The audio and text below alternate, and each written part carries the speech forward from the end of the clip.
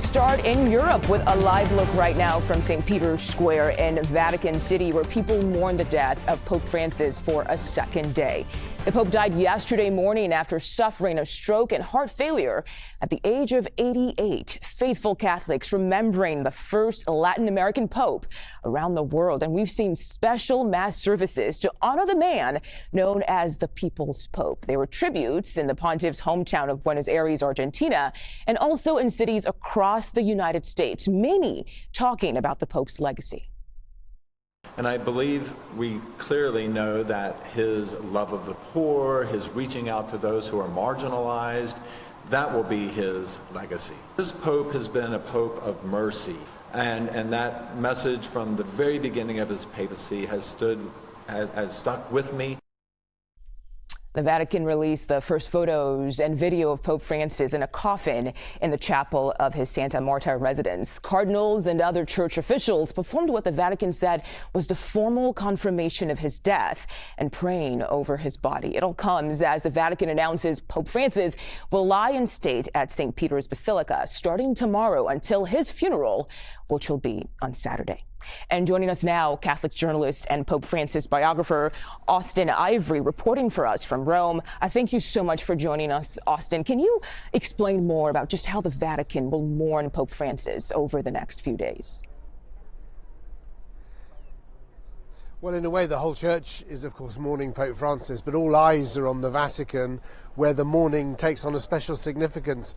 And, of course, over the next 3 days, we're going to have remarkable scenes of people pouring in from across the world to pay their respects to the Basilica. And, of course, the last time this happened was 20 years ago when with the death of Pope John Paul II. And I remember that moment very, very well, and the cardinals were almost astonished. Where have all these people come from? So it's a moment to give back the love that people feel that they've received from him, and that moment, of course, will culminate on Saturday with the funeral, which will be a very solemn and very powerful moment, marking the transition in the church, in which there'll be a homily, a very important homily given by a 91-year-old Cardinal Ray, the Dean of the College of Cardinals, which at the moment is in a sense the authority of the church.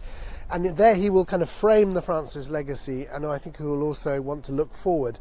And that really, so it's a moment of giving thanks for what Francis has been these last 12 years, but also a moment to look ahead to the future of the church at this uncertain time in the world. Yeah, and you just mentioned the word legacy there, and I have to ask you, in your opinion, what kind of legacy do you think Pope Francis leaves behind on the Catholic Church?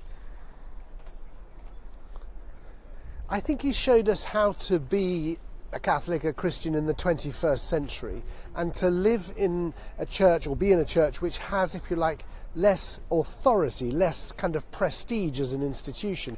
So a church which witnesses much more by how we are rather than what we say. And Francis, of course, modelled that in himself, in the way that he treated people. I have personal experience of this. I always came away from him feeling seen, recognised, loved. He did that with everybody, and whether it was a large group of people or the person in front of them, he had this kind of attentiveness to people, and particularly drawn to people who were suffering or marginalised in any way. And people just were deeply moved by that. You didn't have to believe anything. You didn't have to know much even about Jesus Christ and the gospel to see that there was something very special in that. So I think he was communicating in how he was, how he exercised the papacy, how the church is now called to be. He called it God's style. The church needs to better reflect the style of God, as it were, with us. This was what he was saying really right up to the end, even now just over Easter, how to embody God's style. I think that will be his main legacy.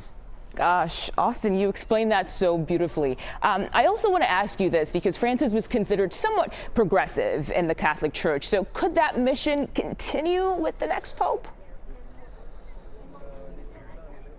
Well, words like progressive make me a bit uneasy, because they're kind of political categories, conservative, progressive. I think what we can say is that Francis was a radical. That's how I described him in my biography, a gospel radical, meaning that life is a gift, and that to enjoy life, and we find a joy in embracing that gift. In other words, what brings us happiness is not the myth of wealth and power and prestige, but the capacity to open our hearts and minds to others. He was a kind of a pope of the heart in that sense, and showed us how to do that. And I think I think that's really the power of the message, even right unto the end. The fact that he was here with the people. Somebody said, he made a special effort to be with us to the end so that he could die among the people. And I think that's how he will be remembered, as a pope who first loved people above all else and showed us, therefore, what it meant to be Christ-like in this time. Yeah, amen to that. Austen Ivereigh, thank you so much for joining us on 24/7. We really appreciate your insight today. And remember, you can also get more coverage on the Pope's death on our website. The details on his funeral are at cbsnews.com.